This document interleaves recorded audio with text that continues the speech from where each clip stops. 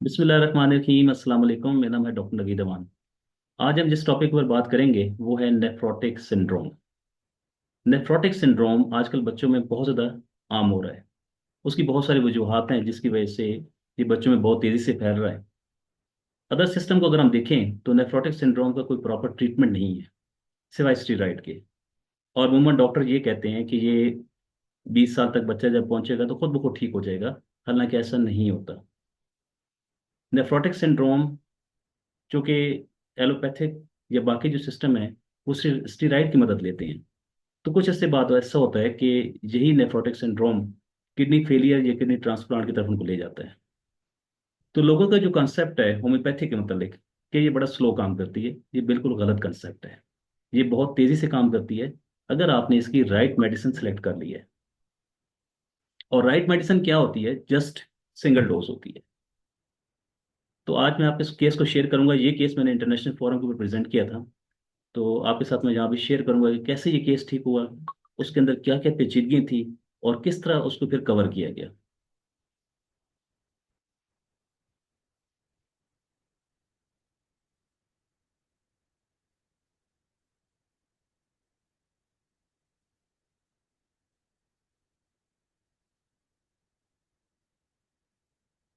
तो management of nephrotic syndrome with homeopathy.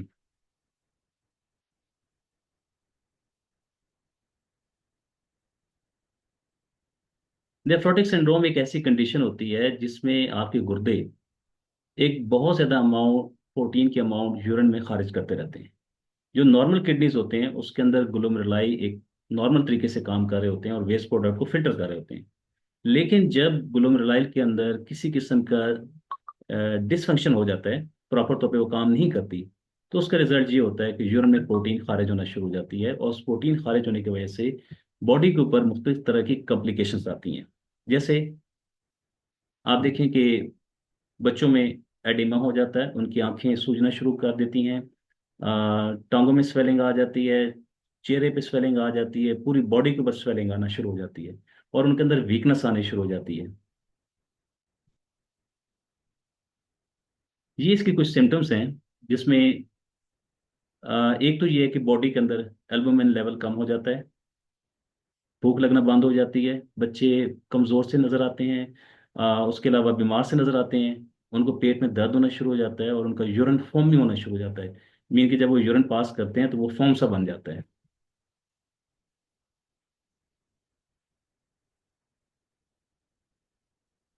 Which sales are the responsible? तो podocytes होते हैं, जब वो डैमेज होते हैं तो उसके बाद ग्लोमेरुलाई प्रॉपर तौर पे काम नहीं करती और उसकी वजह से यूरिन में प्रोटीन खारिज होना शुरू हो जाती है। फिर इसकी कुछ कॉम्प्लिकेशंस हैं कि किस तरह ये हमारे बॉडी को मुतासर करता है। तो एक तो ये है कि जो आपकी बॉडी प्रोटीन्स होती हैं वो ब्लड क्लॉट्स को प्रिवेंट करती हैं, उसको रोकती हैं। लेकिन जब आप प्रोटीन लूज करना शुरू कर देते हैं तो फिर ब्लड क्लॉट्स बनना शुरू हो जाते हैं। और अमीनोग्लोबुलिन प्रोटीन्स होते हैं जो कि आपके इम्यून सिस्टम को बूस्ट करते हैं। तो प्रोटीन डेफिशिएंसी होने की वजह से आपके अंदर बहुत सारी बीमारियां आना शुरू हो जाती हैं, इन्फेक्शन आना शुरू हो जाते हैं, जिसमें निमोनिया, सेलुलाइटिस, पेरिटोनाइटिस, इस तरह की बीमारियां बॉडी के अंदर बढ़ना शुरू हो जाती हैं। किन लोगों को ये ज़्यादा मुतासर करता है? तो हर किसी को ये मुतासर कर सकता है, लेकिन खासकर उन पेशेंट्स को या उन लोगों को जिनकी फैमिली हिस्ट्री में डायबिटीज़ मौजूद होती है या एलर्जी होती है या कुछ फैमिली हिस्ट्री ऐसे मौजूद होती है, तो वो नेफ्रोटिक सिंड्रोम का शिकार हो सकते हैं। केयरिंग फॉर योर चाइल्ड एक स्टैंडर्ड मुकर्रर है। जब आप यूरिन फॉर्मिंग होना शुरू हो जाती है या प्रोटीन खारिज होती है, तो इसका जो बेसिक टेस्ट होता है वो यूरिन टेस्ट होता है। तो यूरिन टेस्ट जब आप करवाते हैं तो उसमें सब कुछ इंडिकेशंस होती हैं प्रोटीन की। जैसे पहले लिखा है ट्रेस। ट्रेस जो होता है 15 to 30 मिलीग्राम पर डेसीलीटर। अगर वहाँ पे +1 इंडिकेट हो रहा है तो उसका मतलब ये है कि 30 से 100 मिलीग्राम पर डेसीलीटर तक प्रोटीन खारिज हो रही है। +2 इंडिकेट करता है 100 को, +3 300 को, और +4 इंडिकेट करता है कि ओवर 1000 मिलीग्राम पर डेसीलीटर प्रोटीन खारिज हो रही है। तो इज नेफ्रोटिक सिंड्रोम क्योरेबल? तो इसका आंसर होता है कि no, nephrotic syndrome is not curable. और इसके साथ मैं आपके साथ पहले ही शेयर कर चुका हूँ कि जो अदर सिस्टम है वो ये कहते हैं कि जी बच्चा 20 साल तक पहुंचेगा तो खुद ब खुद ठीक हो जाएगा, हालांकि ऐसा नहीं होता। अब जो ट्रीटमेंट इसमें इस्तेमाल किए जाते हैं उसमें एसीए ब्लॉकर हैं, बीटा ब्लॉकर हैं, स्टेटिन है, डायरेटिक्स हैं, एंटीकोगुलेंट हैं, एंटीबायोटिक्स। इस तरह के ट्रीटमेंट यूज किए जाते हैं इसको अ, रोकने के लिए, क्योर करने के लिए नहीं, सिर्फ उसको रोकने के लिए, स्टेबल रखने के लिए। तो ये जो चीज़ें होती हैं जस्ट पैलिएट करती हैं, वक्ती तौर पे पेशेंट्स को फायदा देती हैं, लेकिन जैसे ही इनका इस्तेमाल बंद होता है तो उसके बाद दोबारा फिर यूरिन में प्रोटीन खारिज होना शुरू हो जाती है और दोबारा फिर सिम्टम्स अपीयर होना शुरू हो जाती है। तो मैं आपके साथ शेयर करूंगा एक केस जो कि होम्योपैथिक की मदद से और सिंगल डोज ऑफ होम्योपैथी से क्योर हुआ। फिर मैं आपके साथ ये भी शेयर करूंगा कि इस दौरान मुझे क्या प्रॉब्लम्स हुई, क्यों मैंने अपनी मेडिसिन को चेंज किया और उसके फिर क्या रिजल्ट आए। तो ये एक बच्चा था जो कि एक डॉक्टर की तरफ से रेफर किया गया था। उस 14 साल का बच्चा था। फैमिली हिस्ट्री में ये है कि उसके दो बहन भाई थे। उसके वाले साहब जो थे वो लेबर थे और मदर हाउस वाइफ थी। तो मेरे पास जो केस आया ये 5 दिसंबर 2024 को ये रेफर हुआ था। अब बच्चे ने चूंकि मैंने इसको केस को कॉल पे लिया था, तो बच्चे ने जब अपने सिम्टम्स बताए तो उसने कहा जी कि मैं तकरीबन 1 साल हो गया इस बीमारी से सफ़र कर रहा हूँ। बहुत सारे ट्रीटमेंट लिए हैं लेकिन वहाँ से जो मुझे टेम्परेरी रिलीफ मिला, प्रॉपर कोई ये कह सकते हैं कि जी मुकम्मल तौर पर रिलीफ नहीं मिला। फिर कहता है कि मेरी बॉडी के ऊपर बहुत ज़्यादा स्वेलिंग हो चुकी है। इतनी स्वेलिंग हो चुकी है कि मैं रूटीन वर्क काम नहीं कर सकता। और मैं इसके मतलब बहुत ज़्यादा परेशान हूँ इस स्वेलिंग की वजह से। और अक्सर मैं इस बीमारी के मतलब सोचता रहता हूँ, मैं लेट नहीं सकता, चल नहीं सकता, सिर्फ बैठा रहता हूँ। और मेरे अंदर ये खौफ मौजूद है कि मैं कहीं ज़्यादा बीमार ना हो जाऊँ। यही परेशानी मुझे घेर घेर लेती है और मैं बीमार हो जाता हूँ और मैं कुछ काम नहीं कर सकता, कहीं जा नहीं सकता। और फिर उसके साथ क्या किया, उस पे बच्चे ने रोना शुरू कर दिया। फिर बच्चा ये कहता है कि जी मेरे जो दोस्त हैं वो इंजॉय कर रहे हैं, खेल रहे हैं, और जो कुछ वो खाना चाहते हैं, लेना चाहते हैं, वो इंजॉय कर रहे हैं, मजे मजे के खाने खा रहे होते हैं, लेकिन मैं ऐसा नहीं कर सकता क्योंकि डॉक्टर ने मुझे मना किया हुआ है। लेकिन उनको देख के ना मुझे बड़ा रश आता है। और डॉक्टर ने मुझे अब एडवाइस किया कि आप हॉस्पिटल के अंदर एडमिट हो जाएं। मैं हॉस्पिटल जाना नहीं चाहता। जब मैं हॉस्पिटल का सोचता हूँ तो मैं और ज़्यादा परेशान हो जाता हूँ। तो मैंने उससे पूछा कि आप क्या करते हो फिर उस वक्त जब ऐसी कंडीशन होती है। तो बच्चा कहता है कि जी मेरा उस वक्त यही रुझान होता है कि मैं बैठ जाता हूँ और अपनी बीमारी के मुतालिक सोचना शुरू कर देता हूँ। मैंने कहा क्या चाहते हो? कहता है मैं इस बीमारी से ठीक होना चाहता हूँ। मैंने कहा कोई टेंशन है घर में, कोई फैमिली में कोई टेंशन है? तो बच्चा कहता है जी नहीं, कोई टेंशन नहीं है सिवाय इस बीमारी के। अब ये एक केस था। फिर देखें कि इस केस को हमने सॉल्व कैसे किया। केस में टोटल माइंड सिम्टम्स को लिया गया और इसमें रडार सॉफ्टवेयर को इस्तेमाल किया गया था रूब्रिक्स कलेक्ट करने के लिए। अब ये जो रेपर्टरीज इस्तेमाल हुई हैं, एक सेंथिस एडोनिस है, फाटक है, मर्फी, वनहाजन है, नर, केंट, ये रेपर्टरीज यूज की गई थी जहां से रूब्रिक्स को पिक किया गया था। तो पहला, जब हम केस को हमने देखा, तो सबसे पहले जो मेरे माइंड में जो रूब्रिक आई थी वो एक थी एंग्जाइटी जर्नल डिजीज अबाउट, इसमें 17 मेडिसिन पड़ी हुई हैं। फिर दूसरी जो रूब्रिक आई थी fear anxiety fried disease of, इसमें 9 मेडिसिन पड़ी हुई हैं। क्योंकि बच्चे ये कहता है कि जी मुझे अपनी बीमारी के मतलब टेंशन है, मैं इसी वजह से परेशान हूँ और इसी वजह से मुझे खौफ आता है। उसके बाद देन वो कहता है कि बीमार हूँ इसलिए मैं कुछ कर नहीं सकता, कहीं जा नहीं सकता, लेट नहीं सकता, अपने मदरसे नहीं जा सकता। तो इसकी रूब्रिक आती है क्योंकि बच्चे ने ये परसीव कर लिया है कि मैं बीमार हूँ और वो काम नहीं कर सकता। Delusion sick being work and for this reason will not. इसमें 4 मेडिसिन पड़ी हैं, calcarea, causticum, nux vomica and sepia. Then बच्चा कहता है कि जब मैं दूसरे लोगों को देखता हूँ तो मुझे रश आता है। वो खेल रहे होते हैं, खा पी रहे होते हैं और मैं ऐसा नहीं कर सकता। एनवी। इसके बाद नेक्स्ट एक आता है रूब्रिक। बच्चा कहता है कि जी मुझे हॉस्पिटल जाने से डर लगता है। जब मैं ये सोचता हूँ कि मुझे हॉस्पिटल जाना पड़ेगा या डॉक्टर मुझे कहता है कि जी हॉस्पिटल जाना पड़ेगा, तो मेरे अंदर और ज्यादा खौफ बैठ जाता है। Fear hospital going to. इसमें भी 4 मेडिसिन है, अर्जेंटम नाइट्रिकम, कैलकेरिया कार, एक रेयर मेडिसिन है, और कालिसल्फ। क्या करता है बच्चा, उसका रिएक्शन क्या आता है ड्यूरिंग द डिजीज? कि मैं बैठ जाता हूँ, सोचता रहता हूँ अपनी बीमारी के मुतालिक, रोना आ जाता है मुझे। तो इसकी रुब्रिक है sitting inclination to sit meditate and. इसमें 15 मेडिसिन पड़ी है। क्या चाहते हो मैं ठीक हो जाऊं, लाइट डिजायर फॉर, इसमें 58 मेडिसिन है। उसके बाद वीपिंग एंजाइटी आफ्टर 29 मेडिसिन है। तो इन सारी जब रूब्रिक्स को सम अप किया गया तो हमारे पास जो मेडिसिन आई वो कैलकेरिया कार। मैंने उसको कैलकेरिया कार 6C में इस्तेमाल किया, BD में, यानी सुबह शाम 3 दिन के लिए दी। और उसके बाद मेडिसिन को वेट एंड सी पे रख दिया। तो उसका रिजल्ट ये हुआ, मैं भी आपकी उसकी पैथोलॉजी जो फिजिकल सिम्टम्स हैं वो भी आपके साथ शेयर करूंगा कि उसकी कितनी बॉडी के ऊपर स्वेलिंग आई हुई थी। तो 3 दिन मेडिसिन देने के बाद उसकी जो स्वेलिंग थी तकरीबन खत्म हो चुकी थी। अब मेरे पास 5 दिसंबर 2024 को आए, तो उस वक्त जो स्पॉट प्रोटीन आ रही थी वो 1365, 1365 थी।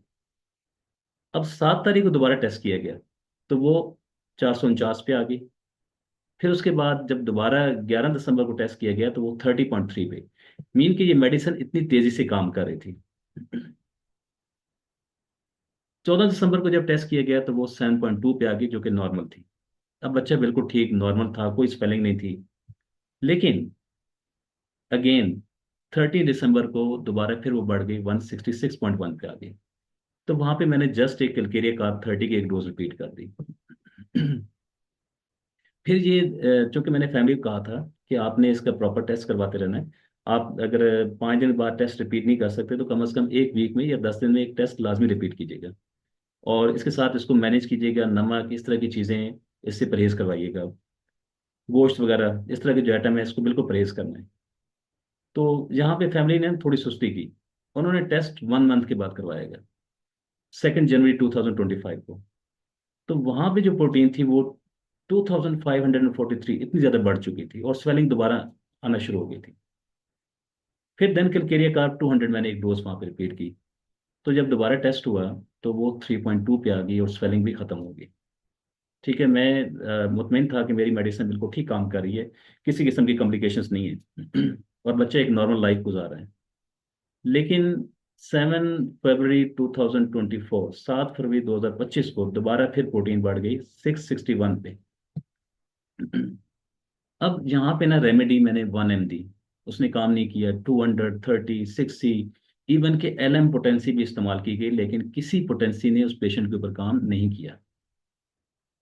तो देन फिर मैंने क्या किया कि इस केस को ना रीएनालाइज किया कि कहाँ से मुझसे गलती हो रही, क्यों मेडिसिन काम करना बंद कर गई है, या मेडिसिन काम क्यों नहीं काम कर रही। तो बच्चे ने दोबारा फिर अपनी सिम्टम्स, दोबारा फिर अपने केस को मेरे सामने नरेट किया। और उसने कहा जी कि स्वेलिंग दोबारा आ गई है, प्रोटीन लेवल बढ़ गया है, और मैं बहुत परेशान हूँ अपनी बीमारी के मुतलिक। और मेरे अंदर ना बार बार ये रोने का रुझान है, मैं रोना शुरू कर देता हूँ। जहाँ तक कि मैं जब किसी से बात कर रहा हूँ तब भी मुझे रोना आ जाता है। कहते हैं इस बीमारी की वजह से ना मैं बिल्कुल वीक हो गया हूँ, कमज़ोर हो गया हूँ। मेरी ज़िंदगी में कोई इंजॉयमेंट नहीं रही है। और मैं बड़ा इसको हेल्पलेस अपने आप को महसूस करता हूँ, बड़ा मायूस सा महसूस करता हूँ। और मुझे ये खौफ है कि कहीं मेरी बीमारी और ज़्यादा ख़राब ना हो जाए और लाइलाज ना हो जाए। सॉरी। अब यहाँ पे ना मैंने उसकी जस्ट पीक सिम्टम्स ली, मैंने सारी चीज़ों को छोड़ दिया और पीक सिम्टम्स को लिया। पीक सिम्टम्स में ये था कि sitting inclination to sit weeping with. इसमें 9 मेडिसिन हैं। Ambra, calcarea silicate, cimicifuga cyclamen. उसके बाद एक रेयर मेडिसिन है, पल्सा सीपिया, एसिड सल्फ है, वेरेटम। और दूसरी जो रुब्रिक इसमें ली गई थी, weeping spoken to when. 15 medicine पड़ी हैं, और तीसरा लाइट डिजायर। ये 3 रुब्रिक थी। और फोर्थ जो रुब्रिक ली गई थी, fear disease of impending incurable be. इसकी चीज़ से खौफ है कहीं ये बीमारी लाइलाज ना हो जाए, ठीक ही ना हो। अब ये 4 रुब्रिक्स जब अप्लाई की तो मेडिसिन आ गई सिमिसिफिका। और आप ये सुन के हैरान होंगे कि अगर हम बात करते हैं जी पैथोलॉजी, पैथोलॉजी में जब रेपर्टरी में आप देखते हैं तो नेफ्रोटिक सिंड्रोम के अंदर कैलकेरिया कार्ब मौजूद है। लेकिन सिमिसिफिका कहीं पे भी रेपर्टरी में किडनी जैसे मुतल्लिक जो मसाइल हैं वहां पे मौजूद नहीं है। तो इस रेमेडी ने क्या कमाल किया, यानी जब ये चूंकि स्वेलिंग बहुत बढ़ चुकी थी और प्रोटीन लेवल भी 661 पे आ चुका था, तो 3 डोजें दी गई। 10-10 मिनट से एक डोज, 10 मिनट बाद दूसरी, फिर 10 मिनट बाद तीसरी। अब नेक्स्ट डे क्या हुआ, स्वेलिंग डिक्रीज होना शुरू हो गई। यूरिन लेवल उसका बढ़ गया 100 ml तक। थर्ड डे पे 200, देन 400। और फिर स्वेलिंग बिल्कुल उसकी खत्म हो गई। और जब 18 फरवरी को जब टेस्ट किया गया तो स्पॉट प्रोटीन 15 पे आ चुकी थी, जो कि बिल्कुल नॉर्मल थी। जब उसके बाकी टेस्ट करवाए गए तो उसमें यूरिन प्रोटीन नील थी। तमाम टेस्ट उसके नॉर्मल थे। और जो यूरिन आउटपुट था वो 800 ml पर डे। तो आज आप देखें कि आज 19 मार्च जा रहे हैं। ये केस मैंने 24 फरवरी 2025 को इंटरनेशनल फोरम पे प्रेजेंट किया था। उस वक्त तक बच्चा नॉर्मल था और अभी तक स्टिल नॉर्मल है, कोई मेडिसिन उसको रिपीट नहीं की, नॉर्मल लाइफ वो रह रहा है। तो इसके साथ में मैं आपको कुछ शेयर करूंगा उसकी बाकी जो हम इसके साथ प्रिकॉशंस देते हैं। एक तो ये होता है कि नेफ्रोटिक सिंड्रोम के जो पेशेंट्स होते हैं उनको फैट्स की अमाउंट, फैट्स जो होती है वो कम करनी पड़ती है। साल्ट कम करना पड़ता है, रिड्यूस नॉर्मली 1.5 टू 2.3 ग्राम। और उसके बाद लिक्विड भी कम करना पड़ता है, वाटर का इंटेक कम करना पड़ता है, क्योंकि अगर वाटर ज़्यादा लेंगे तो उनके अंदर बॉडी के अंदर स्वेलिंग आ जाएगी। तो इस लिहाज से मैंने इस बच्चे को इस लिहाज से भी मैनेज किया। तो मैं आपके साथ में इसकी पैथोलॉजी शेयर करता हूँ, रिपोर्ट शेयर करता हूँ कि किस तरह ये बच्चा हमारे लिए होम्योपैथी का कमाल था कि इस मेडिसिन को उसने कितना इफेक्टिव रही है इस पेशेंट में।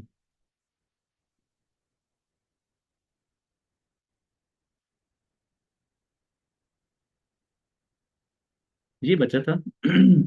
अब देखें, जब मैंने उसका वीडियो कॉल पे केस लिया, जो मेरे साथ पिक्चर शेयर की गई,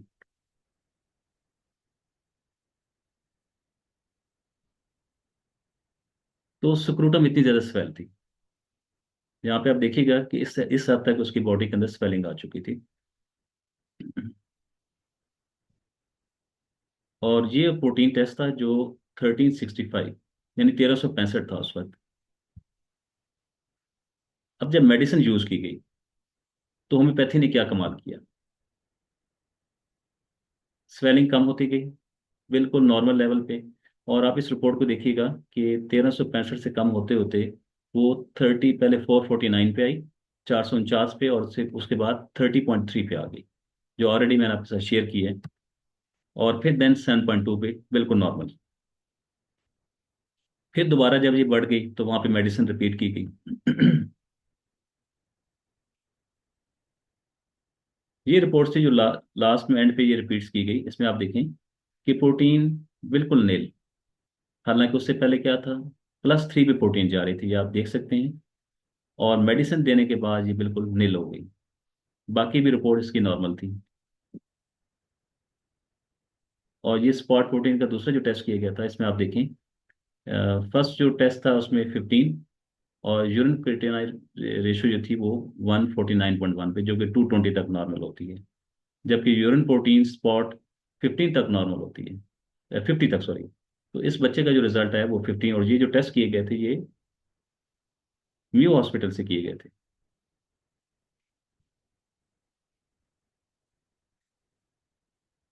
जी, इस बच्चे का आपको मैं इसकी वीडियो आपके साथ शेयर कर रहा हूँ कि जब इसके एंड पे मैंने इसका इंटरव्यू लिया कि आप कैसा महसूस कर रहे हो, तो बच्चा कहता है बिल्कुल ठीक ठाक, मुझे किसी किस्म की स्वेलिंग नहीं है, मैं नॉर्मल लाइफ रह रहा हूँ।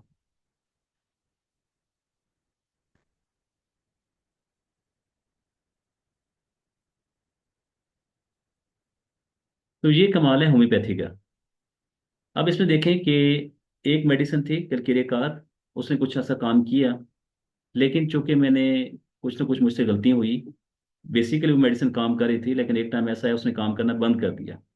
तो मैंने यहाँ पे ऐसा नहीं हुआ कि मैंने अपना कॉन्फिडेंस लूज किया, बल्कि मैं कॉन्फिडेंट रहा कि कहीं ना कहीं मुझसे गलती हो रही है।